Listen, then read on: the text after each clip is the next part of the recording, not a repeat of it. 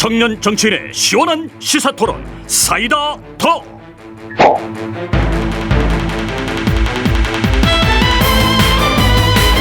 청년 정치인들과 정치권 이슈를 시원하게 이야기해보는 사이다톡 시간입니다. 오늘 함께할 네 분 소개해드리겠습니다. 먼저 여당 측 패널입니다. 김용태 전 국민의힘 최고위원, 국민의힘 바로세우기 대표 신인규 변호사 나오셨습니다. 두 분 안녕하세요. 네, 안녕하세요. 김용태입니다. 네, 안녕하세요. 국바사의 신인규입니다. 다음 야당 측 패널입니다. 성치훈 더불어민주당 정책위 부의장, 이동학 전 더불어민주당 최고위원 나오셨습니다. 두 분도 안녕하십니까? 네, 반갑습니다. 반갑습니다. 오늘 첫 번째 주제, 지금 가장 핫한 이슈죠. 미국의 도청입니다. 지금 미국 정부의 기밀 문건이 유출돼서 파장이 커지고 있는데요. 우리나라를 포함해서 동맹국들을 지금 도청한 정황이 드러나고 있습니다. 이번 사안 어떻게 바라보시는지 먼저 키워드로 적어주시면 이 키워드 가지고 토론을 해보도록 하겠습니다. 지금 대통령실은 당혹스러우면서도 신중한 모습을 유지를 하고 있는 것 같아요. 필요시 협의도 하겠다, 조치를 요청하겠다고 입장을 밝혔는데 다들 금방 적어주셨어요. 누가 먼저 얘기해 주시겠습니까? 제가 먼저 할까요? 네, 신인규 변호사님, 여당 얘기 먼저 들어보겠습니다. 예, 저는 국익훼손이라고 제가 적어왔는데요. 사실은 이게 지금 굉장히 심각한 저는 사안이라고 봅니다. 왜냐하면 이것이 지금 대통령실 안에서 이루어진 그런 외교 안보 사안에 대해서 미국에서 지금 도감청을 했다라는 지금 의혹 아니겠습니까? 네. 그래서 이것은 만약에 사실로 드러나면은 이 엄청난 그 문제를 야기할 수 있기 때문에 저는 지금이라도 바로 진상 파악에 들어가야 되고 네. 이 정도 사안으로 보도가 이제 미국에서 나왔다고 한다면은 당장 그 주미 대사를 지금 주한 미국 대사를 불러서 조치를 취해야 되는데 지금 정부에서도 이 부분에 대해서 미국과 협의를 할 예정이다 이런 식으로 지금 좀 사건을 축소시키려고 하고 있거든요. 그렇기 때문에 저는 이것이 지금 우리 정부가 입장을 명확하게 안 밝히는 것 자체가 저는 국익에 상당한 훼손을 가져올 수 있다. 그래서 저는 상당히 좀 우려스러운 시각에서 좀 바라보고 있습니다. 여당에서도 우려스럽다는 얘기가 나왔습니다. 다음 누가 얘기해 주실까요? 이동학 전 최고위원님, 이제 야당 얘기 들어보겠습니다. 내우외환이다. 이게 내자와 외자는 아마 아실 거예요. 근데 우자와 환자가 이게 다 근심입니다. 네. 근심우, 근심 환자예요. 그러니까 안으로 밖으로 이 굉장히 많은 근심들이 지금 생기고 있는 상황이에요. 내부적으로 보면 우리가 대통령의 이 리스크가 있는 것이고 대통령실의 리스크도 있는 것이고 그다음에 김건희 여사의 리스크도 있습니다. 그리고 국민의힘 지도부의 리스크들도 있습니다. 네. 그러니까 내적으로 보면 굉장히 많은 리스크들이 있는데 이번 사건을 통해서 대통령이 외교 현장에 나가기만 하면 엄청난 근심거리를 만드는 이런 현실도 있는데 이제는 외국에 나가지 않아도 나가기 전에 이러한 일들이 이제 벌어지는 것으로 봐서는 상당히 많은 근심거리가 생기고 있고 이것은 여당이 잘한다고 혹은 야당에서 아무리 비판을 하고 지적을 한다고 하더라도 이런 것들이 이 근시일 내에 바로잡힐 것 같지 않다라고 네. 하는데 이 내후외환의 상황이 단순히 윤석열 대통령 정부의 위기뿐만 아니라 대한민국 전체의 위기로 지금 굉장히 퍼져갈 우려가 있다라고 생각합니다. 네, 오늘 다들 우려하시는 분위기로 흘러가고 있습니다. 다음 누가 얘기해 주실까요? 네, 김용태 전 최고위원님. 다들 진지한 상황이어서 진지하게 말씀하셔서 제가 조금 이렇게 저는 흔들린 우정. 예전에 이제 홍경민 씨 노래를 제가 맞아요. 노래 진짜 언제적 노래예요. 그래서 이게 약간 가사가 우정과 어떤 개인의 사랑 사이에서 갈등하는 가사잖아요. 네. 어쨌든 미국이 잘못을 했고요. 그러니까 저희는 우리나라는 당연히 한미 동맹을 기반으로 해서 외교 영역을 나가야 하는 와중에 동맹국인 미국이 이렇게 대한민국의 대통령실을 감청했다는 사실에 대해서 저는 여기에 대해서 명확하게 항의는 해야 될 것 같습니다. 네. 저희가 대한민국이 어떤 국가안보실장이라든지 국가안보를 굉장히 중요시하는 것이 보수 정당이고 여기에 마땅히 저는 미국에 할 말은 하고 네. 또 저희가 같이 해 나가야 될 것은 같이 나가야 되는 것이니까요. 여기에 대해서 대통령실이 근데 오늘 브리핑하는 과정에서 보니까 오히려 미국에 대한 항의보다는 이제 협의를 통해서 그런 단어를 썼어요. 이런 표현을 하는 거 보니까 저는 거기에 대해서 조금 약간 좀 아쉬웠다라는 말씀을 드리고 싶고요. 여기에 대해서는 뭐 진상 규명 당연히 파악해야 되고 미국의 재발 방지를 위해서 정부 차원에서 강력한 요구가 있어야 되지 않나 생각해 봅니다. 국빈 방문 앞두고 더 톤다운을 하는 건 아닌가 싶었는데 그건 어떻게 보셨어요? 당연히 그런 생각을 할 수 있고요. 아무래도 대통령의 국빈 방문을 앞두고 있는 상황에서 이러한 사건이 터지다 보니까 아마 정부도 굉장히 좀 어떻게 보면 불편한 시각인 것 같은데요. 그것은 그것이고 저는 이거는 굉장히 우리나라의 주권과 연결되는 부분이니까요. 이 부분에 있어서는 동맹국임이라면 더 명확하게 항의하고 사과를 받아낼 것은 받아내야 된다고 생각합니다. 네, 다시 야당으로 가보겠습니다. 성치훈 부의장님 키워드 어떤 거 꼽아주셨을까요? 네, 저는 셀프 과하 지옥을 뽑았는데요. 그러니까 과하 지옥이 그 옛날 한신 초한지에 나오는 한신이 그 훗날 이제 한나라의 명장이 되기 전에 동네 건달이 가랑이 밑으로 지나가라라고 했을 때 훗날을 도모하기 위해 이 가랑이 밑을 치욕을 견뎌냈다라는 뜻이잖아요. 근데 전 이 단어가 떠올랐던 이유가 과거 노무현 대통령께서 그 이라크 파병을 결정하시고 국민과의 대화에서 어떤 국민이 그런 질문을 했어요. 이라크 파병은 노무현답지 않은 결정이었는데 대체 왜 그런 결정을 하셨습니까? 라는 질문을 했을 때 바로 답변을 못 하셨고 그 대화의 거의 마지막 즈음에 갑자기 그거에 대해서 다시 지금 얘기해도 되겠냐라고 하시면서 과지옥을 얘기하셨거든요. 네. 그러니까 항상 이 자주국방을 강조하셨고 강대국 미국 앞에서도 당당하고 싶었던 노무현 대통령께서 이 강대국이 요구한 이라크 파병을 결정하면서 느꼈던 이 과지옥의 심정을 저는 그때 되게 감명 깊게 느꼈었거든요. 근데 이번 지금 전 도감청의 문제가 아니라 바로 나온 태도가 문제다.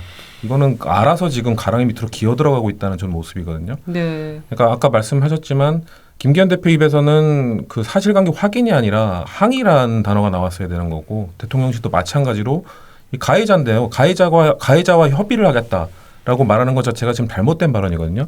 전 국빈 방문을 앞두고 있으면 오히려 톤 다운이 아니라 톤 업을 해야죠. 이럴 때 톤 업을 해서 우리가 좀 유리한 위치를 빨리 선점을 해서 네. 이 한미 정상회담에 의제해서 우리가 하고 싶은 얘기들 지금까지 한일 정상회담이나 이런 거 봤을 때 계속 퍼주기 하고 계시지 않습니까? 윤석열 대통령이 너무 아낌없이 주는 나무라서 계속 지금 외교를 기브앤테이크가 아니라 기브앤기부를 하고 계신데 이번 한미 정상회담에서도 또다시 그런 모습을 보이지 않을 거면 딱 전 이게 위기를 기회로 만들 거면 이때 톤업을 해서 당당하게 요구를 하고 우리의 네. 불만사항도 얘기하면서 한일 정상회담의 테이블에 우리가 원하는 의제를 끌어낼 수 있기 위해서는 오히려 지금 더 목소리를 높여야 되는 때다라고 생각을 합니다. 이동학 전 최고위원은 대통령실이 또 윤석열 대통령이 이번 미국 국빈 방문 어떻게 임해야 된다고 보십니까? 그러니까 저는 이미 이렇게 그러니까 외국 언론을 통해서 이게 보도가 됐고 이것이 지금 이제 확인되는 이 과정 속에 있는데 저는 이미 이렇게 털린 거면 굉장히 더 많은 것들이 털렸을 수 있다. 그동안 회의했던 대통령의 발언이라든지 아니면 그 비서진들의 어떤 여러 가지 관계들 속에서 나왔던 여러 가지 그 발언들을 발언 로그로 가지고 있을 수도 있겠다는 생각이 들더라고요. 발언 로그로. 그러니까 저 자세를 하는 이유는 얘네들이 이 발언했던 것도 가지고 있을 수도 있겠다라는 우려도 솔직히 좀 들더라고요. 그러면 그 입장에서 당연히 항의를 하면 그래? 너 이것 까? 라고 뭐 하진 않겠지만 또 제3의 어떤 언론을 통해서 슬슬 하나씩 이걸 흘리기 시작하면 이미 이 어떤 협상의 이 테이블에 올라가기도 전에 무릎을 꿇고 갈 수밖에 없는 상황이 돼버린 거예요. 그래서 이 상황은 사실은 용산 대통령실 이전할 때 이미 여당의 신원식 의원도 지적을 했던 부분이고 네. 야당의 우리 김병주 의원도 지적을 했던 부분입니다. 디테일하게 지적을 해요. 그리고 이종섭 국방장관에게도 준비하고 있냐? 이거 면밀하게 해야 된다라고 구체적 상황까지 다 지시를 합니다. 네. 그래서 그 부분을 국방장관이 하겠다라고 얘기를 했는데 사실 지금 이게 소 잃고 외양간 고치는 거죠. 사실은 소 잃지 말라고 그렇게까지 신신당부를 했는데도요. 그래서 이러한 상황이라고 보면 실제로 대한민국이 대등한 위치 애초에 그게 불가능하다 할지라도 국민의 자존심은 세워주면서 우리가 최대한 따낼 수 있는 어떤 그러한 부분들을 좀 챙겨갈 수 있었을 텐데 여기서부터가 좀 뭔가 굉장히 꼬여 있다. 싶다라고 해서 지금 일본한테 빼앗기고 온 것보다 미국에 이번에 가게 되면 실제 반도체를 내줘야 될까? 진짜 뭘 내주고 올까? 네, 이런 지금 굉장히 큰 우려가 들죠. 네. 아니 신인규 변호사님 발언 록을 미국이 갖고 있을지도 모른다는 우려가 나왔는데 이번 건뿐만 아니라 다른 것까지 미국이 도감청을 했지 않았을까 하는 의혹도 지금 나오고 있습니다. 어떻게 보세요? 우선은 이제 도청하고 감청이 다르죠. 이제 감청이라는 것은 영장을 발부받아서 이제 합법적으로 듣는 것을 감청이라고 하고 이제 도청이라는 것이 이제 도둑질한다는 거랑 비슷한 겁니다. 그래서 네. 쉽게 말하면 어떤 공식적인 이야기도 당연히 들어가 있겠지만은 사적인 내밀한 얘기까지도 다 들어갔을 가능성이 상당히 농후합니다. 그래서 저는 이게 한미동맹 뭐 다 좋고 저도 한미동맹 더 강화해야 된다는 입장인데 이것은 사실은 사인 간에는 범죄고요. 그리고 국가 간에도 이거는 기밀을 빼오는 거기 때문에 상당히 이제 한국 입장에서는 미국이 좀 뒤통수를 친 거라고 볼 수도 있는 거거든요. 그러니까 쉽게 말하면 우리 집 안방에다가 녹음기 설치해놓고 간 거랑 뭐가 다릅니까? 근데 이것이 국익에 관련했을 때는 뭐 예를 들면 한미 정상회담을 앞두고 한국이 갖고 있는 전략이라든지 여러 가지 논의됐던 것들을 미국이 미리 알고 있었으면 이 부분에 대해서 상당히 심각한 거거든요. 그래서 저는 이것이 뭐 청와대에서 이제 용산으로 이전을 하면서 상당히 좀 시급하게 한 부분도 분명히 있고 또 이 부분에 대해서 결국은 결과론적으로 지금 미국의 도감청이 이제 밝혀진다고 한다면은 전 이거 당장 누군가는 책임을 져야 될 것 같거든요. 그래서 이것은 뭐 딱 떠오르는 사람은 대통령 실장이 이거는 좀 관리에 대해서는 책임을 져야 되는 거 아니냐. 그래서 뭐 책임진다고 해서 뭐 국익 훼손된 것이 돌아오지는 않겠습니다만은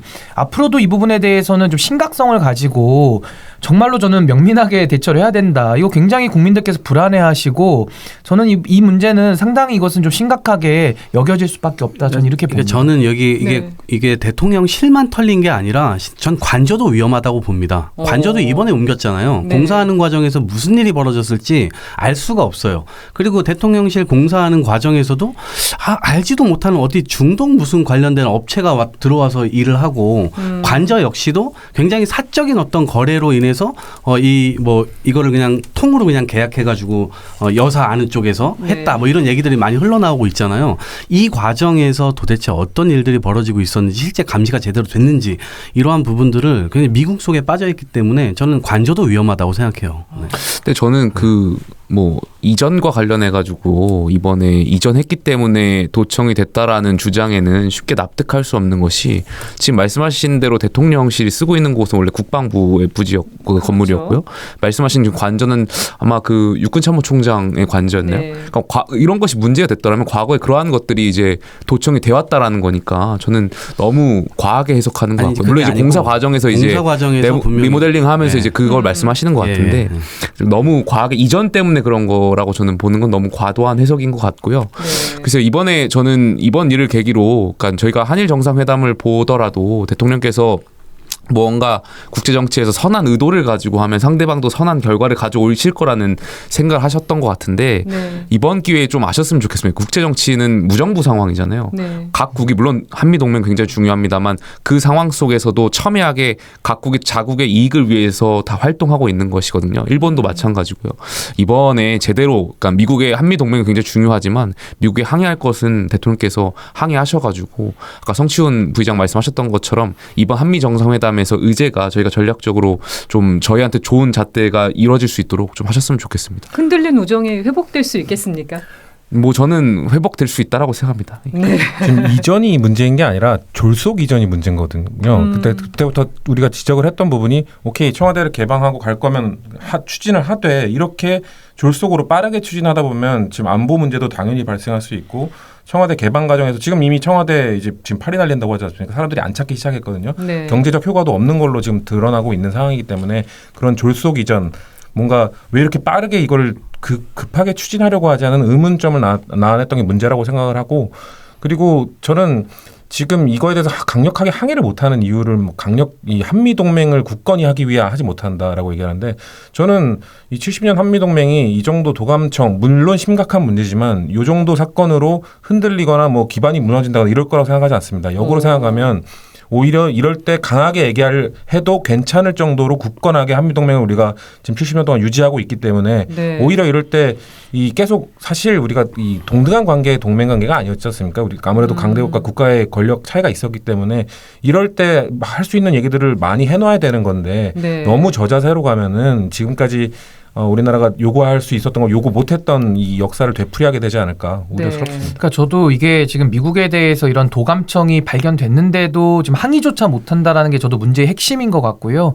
또 하나는 저는 이 보안에 대한 정부의 인식을 문제 삼지 않을 수가 없는 것이 이제 뭐 지난주에 그 횟집에서 그 회식한 거 있지 않습니까? 사진. 그러니까 이런 것도 사실은 보안으로 따지면 경호 문제라든지 보안에 있어서 상당히 국가 기밀이라든지 이런 것들이 대통령이 움직이면서 그 비밀이라는 것이 누설될 수 있기 때문에 상당히 보안과 경호를 요하는 거거든요. 그래서 네. 전 이 문제와 또 이런 그 도감청 문제가 약간의 그런 보안에 대한 의식이 상당히 좀 낮은 거 아니냐. 그래서 이런 부분에 대해서는 국민들께서 좀 우려하실 수 있기 때문에 정부나 여당도 이걸 감싸려고만 할 것이 아니라 문제의 본질적인 원인을 좀 찾아가지고 네. 다시는 이런 일이 없도록 좀 재발 방지하는 것이 지금 급선무 아니겠냐. 저는 그 생각을 합니다. 네, 오늘은 여야를 아울러서 다들 우려하고 강력한 대응을 주문을 하신 것 같습니다. 다음 주제로 한번 넘어가 보겠습니다. 이번에 선거제 개편 얘기 좀 해보려고 하는데요. 21대 총선이 오늘로 꼭 1년 앞으로 다가왔습니다. 이제 내년 총선에 적용할 선거제 개편을 위해서 오늘 국회 전원위원회가 이제 막이 올랐는데 앞으로 나흘 동안 난상 토론을 펼치게 됩니다. 이번 전원위원회에서 선거제 개편이 성공할 수 있을 거라고 보시는지 어떤 기대 갖고 계신지 듣고 싶습니다. 이건 키워드 대신 말씀으로 한번 얘기 나눠볼게요. 어떤 분부터 얘기해 주실까요? 선거제 개편에 대한 기대와 전망. 저는 네. 지금 전원위원회에 큰 기대가 없습니다. 그러니까 그 키워드를 쓰면 저는 쇼 끝은 없는 거야라고 적으려고 했는데 오늘은 노래 제목으로 좀. 같은 것도 있고. 그러니까 이게 저는 결과적으로 국회의원분들이 300여 분이 기득권을 가지고 있는 분들이고, 그러니까 뭐 오늘 언론을 보니까 19년 만에 전원위원회가 열렸다. 그러니까 뭔가 해보려는 것처럼 언론에 이렇게 내고 국민들께서 보시기에는 국회의원분들이 뭔가 토론하는구나. 말씀으로 생각을 하실 수 있겠지만 이 선거구제 개편이라는 것은 굉장히 진지하고 내밀하게 더 토론을 해야 되는데 이 4일 동안 국회의원들이 전원위원회를 열어가지고 저는 결과를 도출할 수 있었던 거라면 진지하게 결과가 나왔었겠죠. 그래서 저는 아무래도 과거로 다시 회귀하려고 하지 않을까. 그리고 결국엔 소선거구제 그리고 과거에 이제 연동형이 아닌 이제 권역별 병립형 비례대표제로 네. 과거의 선거구제로 돌아가지 않을까. 그것이 더 기득권을 공고하기 위한 여야의 어떻게 보면 국회의원분들이 적대적 공생을 하고 있다라고 생각돼서 네. 밥그릇 이렇게 챙기기에 급급한 전원위원회가 되지 않을까 하는 생각이 있습니다. 되게 비관적인 전망을 해주셨습니다. 다음 또 다른 분은 어떻게 보고 저는 계실까요? 실명을 거론해서 제가 칭찬을 해드리고 싶은데 저는 이제 이번에 전원위원회 보니까 이탄희 의원, 민주당 이탄희 의원이나 김영배 의원님 그리고 국민의힘에는 조혜진 의원님하고 최영두 의원님 전 상당히 수준 높은 고민과 그런 여러 가지 성찰 이런 모습 보여줘서 상당히 저는 감명 깊게 봤고요. 네. 지금 가장 심각한 문제는 19년 만에 이루어지는 전원위원회고 이 선거구제 개편이라는 상당히 중요한 문제를 다루는데 240분이 안 오셨대요. 그러니까 60명이 참석을 하고 또 240분이 안 오셨는데 저는요 의원 숫자 줄이자 뭐 이런 식으로 굉장히 선동적으로 나오는데 이거 다 의미 없는 거고요. 아니 근데 여당에서 이게 나왔습니다. 의원 숫자 줄이기는. 잘못됐다는 얘기입니다. 그래서 저는 일을 하기 싫으면 저는 무노동 무임금 원칙을 적용하는 게 더 좋겠다. 그래서 저는 이제 영화 제목으로 전 집으로라고 저는 적어왔는데 네. 그냥 일하기 싫으면 이제 전 자리에서 내려오는 것이 맞다. 그리고 일을 하고 싶은 사람들이 들어가서 의욕적으로 국민들을 위해서 일을 해야 되는 것이지 이게 뭐 하는 겁니까? 국민들 앞에서 300명 중에 60명만 들어가가지고 토론을 하고 결정을 한다? 그럼 또 나중에 가서 이렇게 얘기할 거예요. 왜 나 없을 때 얘기했냐? 왜 이런 식으로 하냐? 이러면서 또 반대할 거거든요.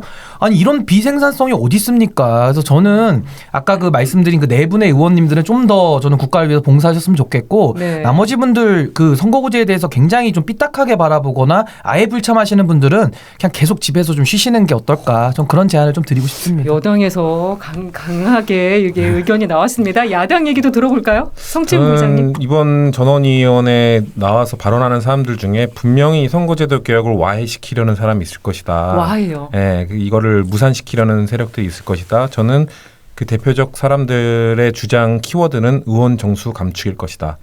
그 얘기를 하는 사람들은 엑스맨입니다. 이 전원위원회를 여당 통해서 대표를 지금 얘기하시는 거죠? 대표적인 케이스죠. 네, 그런 발언을 하는 분들은 선거제도 개혁을 할 생각이 없는 거거든요. 그러니까 왜냐하면 지금 세 가지 안이 올라와 있잖아요. 세 가지 안도 이미 정수 확대를 하자고 했다가 후퇴를 해서 확대하지 않는 선에서 세 가지 안을 만든 거란 말이죠. 그 안을 만든 사람들이 누굽니까? 여야를 대표하는 정개특위의 대표 자격으로 와서 그 사람들이 모여서 합의를 한 거는 아까 김용태 위원장님 말씀하신 것처럼 4일 동안 이 모든 걸 논의하기 힘들기 때문에 그 논의 시간을 단축시키기 위해서 최대한 안을 갈라치기해서 좀 다듬어서 갖고 온 거란 말이죠. 근데 네.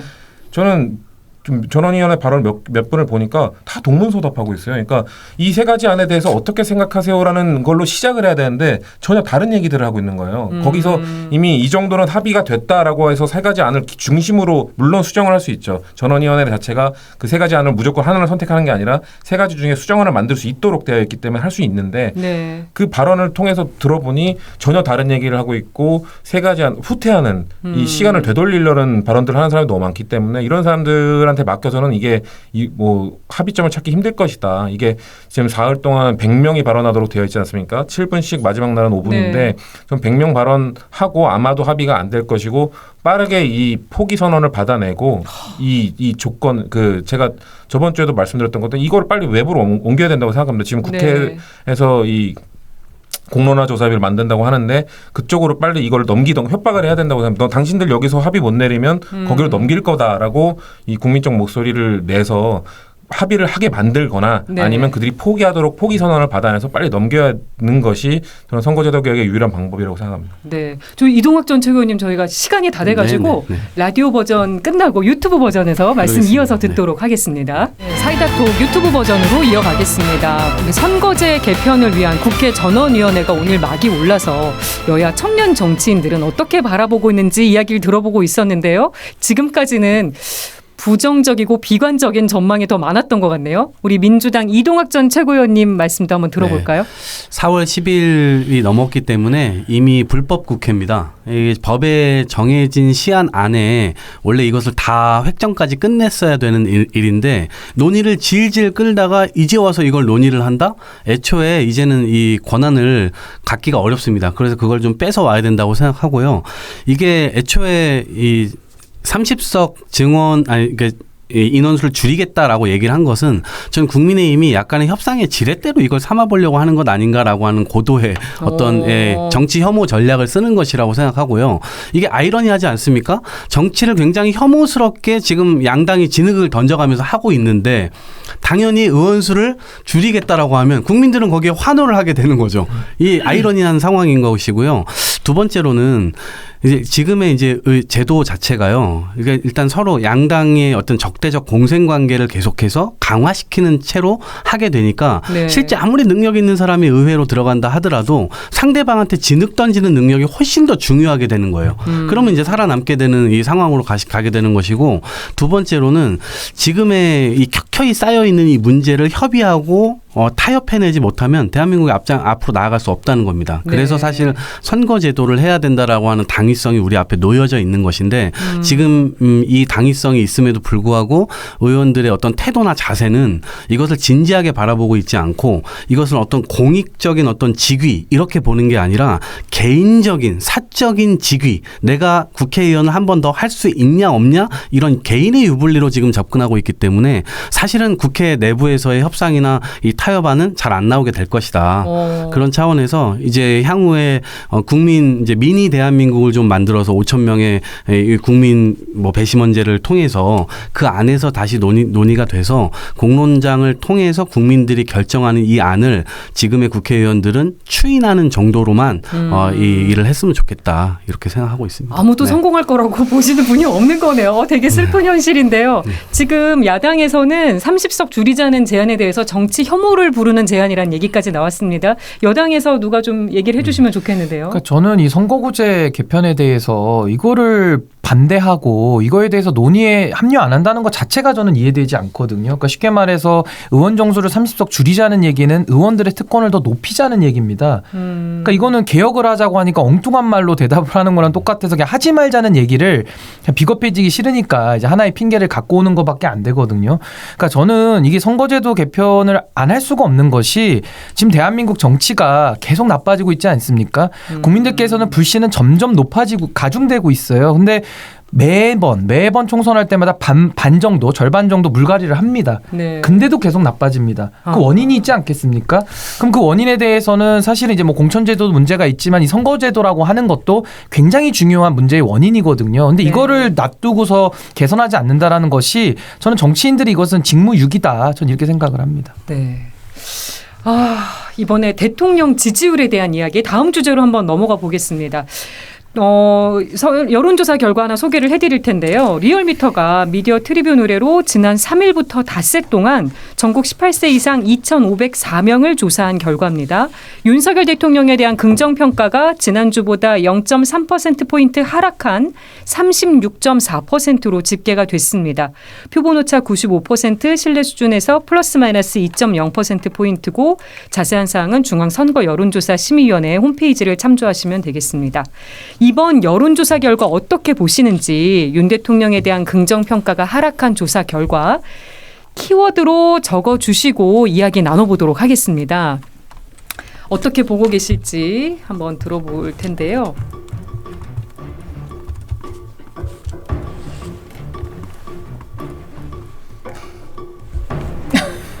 김용태 전 최고위원님은 또 노래 제목을 적어주신 것 같네요. 굉장히 좀 감성적인 것 같습니다. 오늘따라 한곡 들어봐야 되는 유난히 거 아닙니까?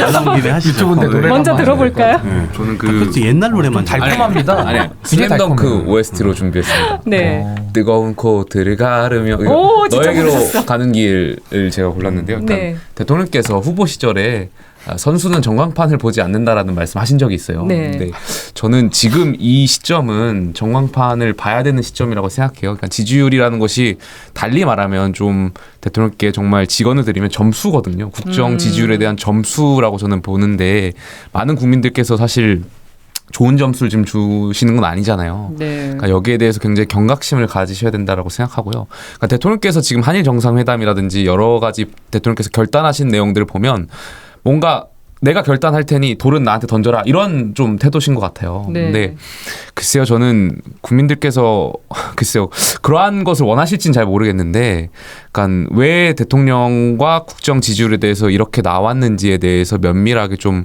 고민하시고 반성하셔가지고 앞으로 남은 4년의 임기가 있기 때문에요. 대통령께 주어진 그 국민들께서 부여하신 정통하고 정당한 헌법상의 권리를 저는 잘 쓰셔야 된다라고 생각합니다. 전광판을 봐야 될 시점이다 얘기해 주셨고요. 다음 누가 얘기해 주실까요?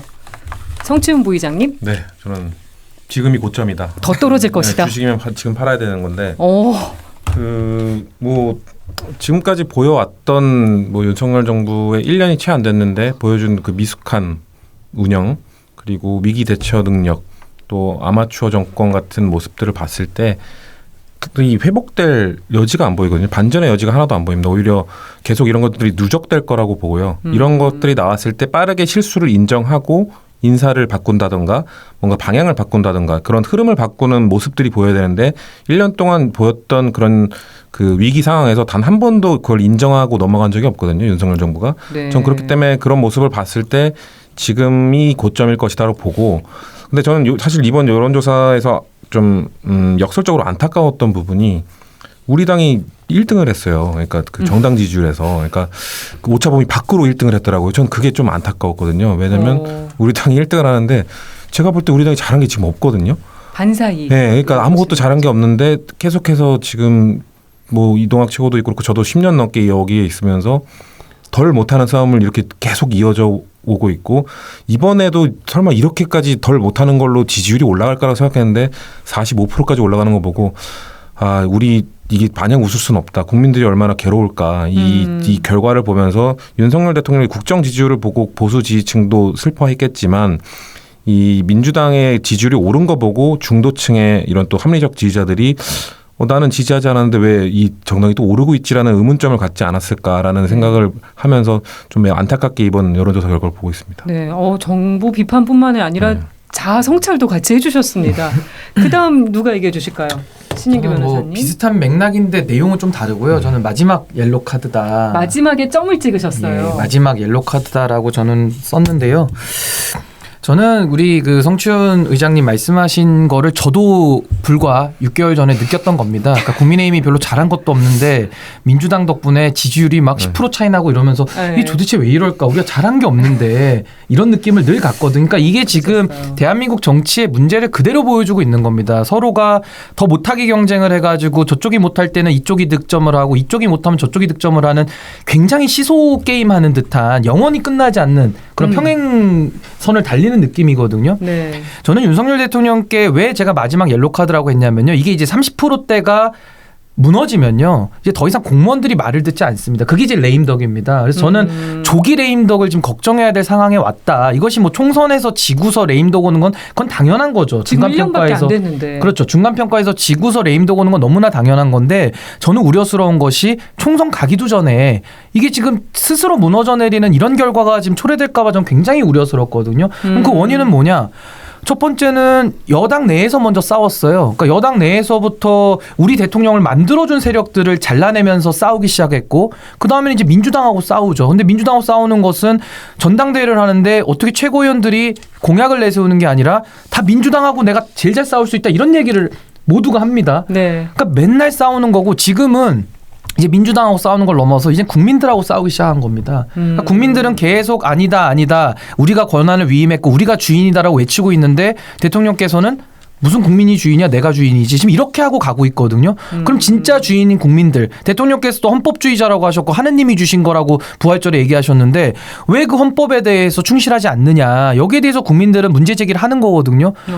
그래서 저도 민주당 잘한 거 별로 없어요 제가 볼 때. 근데 민주당을 국민들께서는 또 심판의 도구로 써서라도 전 국민의힘이나 여당을 저는 국민들께서 징계하실 걸로 봅니다. 그래서 저는 지금이라도 이 지지율을 올리는 방법은 지금까지 해왔던 것을 원점에서 재검토하고 정말 초심으로 돌아가서 국민들을 위한 정치를 해야지만 저는 1%대 올라갈 수 있다. 전 굉장히 위기 신호로 봅니다. 마지막 옐로우 카드 얘기해 주셨고요. 이동학 전 최고위원님. 긍정 요소가 하나도 없다. 그래서 네. X를 크게. 네. 그리고 다시 한번 상기시켜드리지만 첫 번째 쓴 이게 내후 외환. 지금 이 상황이 사실은 정부의 입장에서만 이것을 볼 것이 아니고 국민들 전체가 사실은 이런 상황인 거예요. 근데 사실 그 내후 외환이라고 하는 것을 좀 극복하기 위해서 사실은 정치가 존재하고 그 정치의 역할을 사람들이 기대하고 희망하고 그러한 것인데 정치로부터 오히려 절망만 지금 계속 보게 되는 겁니다. 특히나 지금 우리가 뭐 외교 관계도 그렇지만 뭐 역대 최대 뭐 적자폭 무역을 기록하고 있고 네. 그다음에 내부적으로는 계속 초고령화 사회 진행되고 있고 최근에 논쟁을 보면서 좀 전 서글펐던 게 1,000원 학식 있잖아요. 대학생들. 네, 1,000원의 아침밥. 1,000원 아침밥을 1,000원만 내면 이걸 준다. 이렇게 하는데 이거를 지금 전국 뭐 대학으로 확대한다. 뭐 네. 이제 이런 얘기들을 하는데 이거를 민주당이 처음에 15억을 냈고 근데 이거를 예산 삭감을 해가지고 7억을 또 국민의힘이 7억을 하려고 하다가 이게 대학생들 가서 만나고 보니까 다시 15억으로 올린다. 그래서 이걸 누가 처음 했냐 이걸 가지고 막 논쟁을 하더라고요. 실제로 대학가에서 대학생들에게 실제로 필요한 논쟁은 지금 벚꽃 피는 순서대로 대학이 망해간다. 이런 게 하나가 있고 그다음에 대학을 졸업해도 실제 우리가 어떤 일자리로 갈 수 있냐 우리의 미래 전망은 과연 밝냐 이러한 것들에 대한 질문에 정치권이 답을 해야 된다는 거예요. 네. 정치권이 그 답을 하지 않고 우리가 했냐 니네가 했냐 이걸 가지고 싸우고 있는 지금의 현재 상황이라고 보면 저는 굉장히 내후 외환 상황이 계속 지속될 수밖에 없고 네. 특히나 대통령은 이 지지율을 극복하기 위해서는 야당과 만나서 빨리 협치를 하십시오. 만나서 대화하고 뭘 했으면 좋겠습니까? 라고 물어보고 그러면 야당도 저는 충분히 협조할 지금 마음이 되어 있습니다. 네, 지금 그거 손부터 내미시는 일을 하셨으면 좋겠다 생각합니다. 네. 윤석열 대통령의 지지율이 부진한 것에 대해서 각자 의견을 들어봤는데 다양한 얘기가 나왔습니다.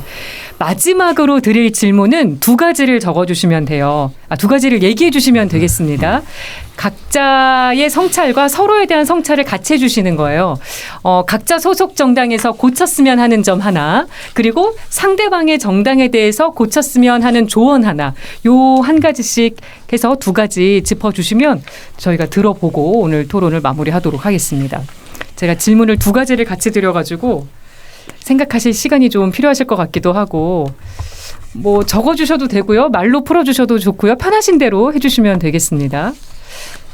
제가 먼저 썼으니까요. 네, 제가 먼저 이동학 전 말씀드릴게요. 최고위원님 뭐라고 쓰셨을까 궁금한데요. 정치권에 제대로 된 대화가 복원돼야 된다. 대화. 그래서 집권 여당과 윤석열 대통령께 촉구하고 싶어요.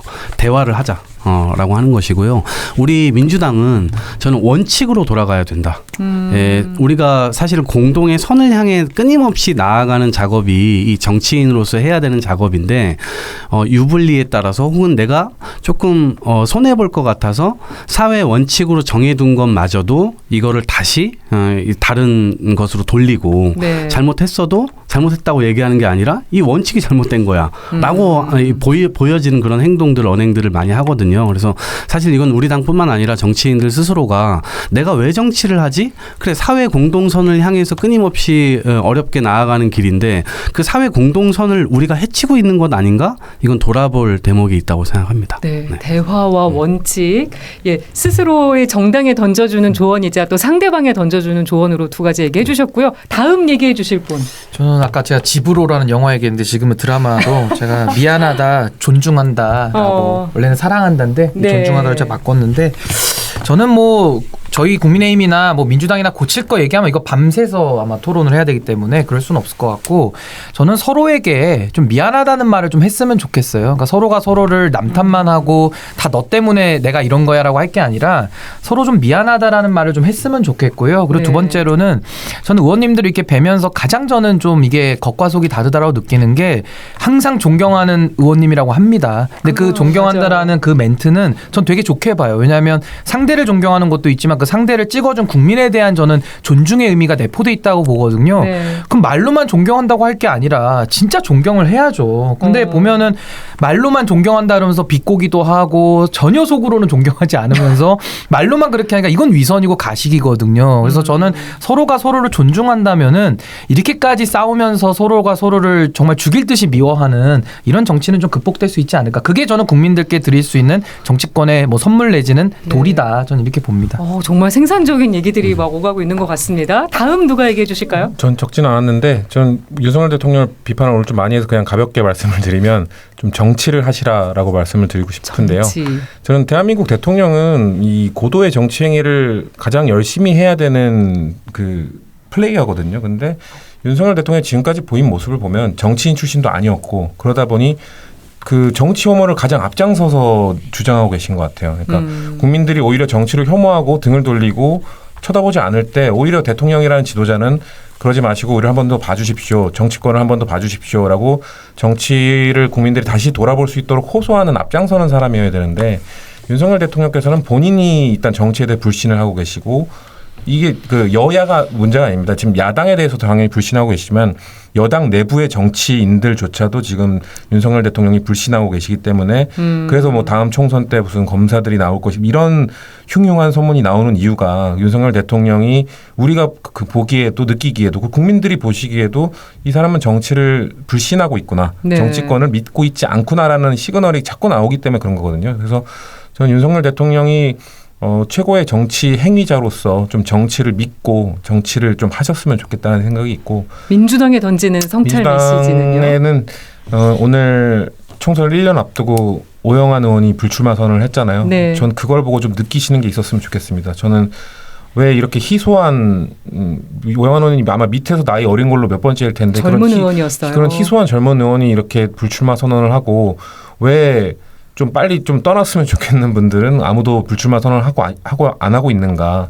저는 이 지금 21대 국회로 대변되는 키워드들이 있지 않습니까? 50대 남성, 스카이 출신의 법조인 아니면 운동권 출신. 네. 이 분들이 좀 자신들의 기득권을 내려놓기 위한 고민들을 이 오영환 의원의 불출마 선언문을 보면서 저는 거기에 참 많은 고뇌가 담겨 있다고 생각하거든요. 그러니까 이 오영환 의원이 참 맑은 분 같아요. 거기에 그래서 이 정치권에 와서 좀 대이기도 하시고 좀 그러면서 힘들으셨던 것 같은데 그런 이 순수한 사람이 이 정치권에 대해서 안 좋은 감정을 갖고 떠나는 그 선언문을 보면서 좀 지금 기존에 계신 분들도 좀 꼭 불출마 선언이 아니더라도 좀 깨닫는 게 있으셨으면 좋겠다. 그런 의미에서 저는 오늘 그 우리 당이 하고 싶은 말은 오영환 의원의 불출마 선언문을 한 번씩 좀 읽어보시라라는 말씀을 드리고 싶습니다. 네, 김용태 전 최고위원님 발언 저는 들어보겠습니다. 여야 모두 해당되는 것 같은데요. 그러니까 민주주의라는 것은 다원주의를 기반으로 한다는 것을 여야가 모두 알았으면 좋겠습니다. 인지했으면 좋겠고요. 그러니까 무슨 말이냐면 제가 당이나 대통령 정부를 향해서 이제 쓴소리를 하면 민주당의 이제 친명계원들이 굉장히 막 칭찬을 하세요. 근데 그분들이 역으로 이 두 분 있잖아요. 네. 이동학, 성치훈 두 분이 또 민주당에서 옳은 소리 하고 쓴 소리 하면 여긴 또 내부 총질이라고 하세요. 반대로 저희 당에서 이제 저한테 뭐 내부 총질이라든지 비판하시는 뭐 윤핵관 의원들이 오히려 두 분은 또 칭찬할 때가 많아요. 상대편에서 오는 그러니까 각 당의 여야가 서로의 어떤 쓴소리라든지 당을 위한 어떤 충언을 그러니까 내부 총질이라고 비판하고 권력에 뭔가 대통령 혹은 당 대표한테 순응하지 않은 목소리를 내면 이렇게 비주류로서 이렇게 내부 총질한다라고 비난하고 비판하려고 하는 경향들이 있어서 그러한 지점은 여야 모두 다 반성해야 되지 않나 한번 생각을 해봅니다. 네. 여야 청년 정치인들의 이야기 들으면서 저도 여러 가지가 많이 느껴지네요. 정치인들이 꼭 귀담아 들으시기를 간절히 바라면서 사이다톡 오늘 여기서 인사를 드리겠습니다. 함께해 주신 여러분 고맙습니다. 내일 뵙겠습니다.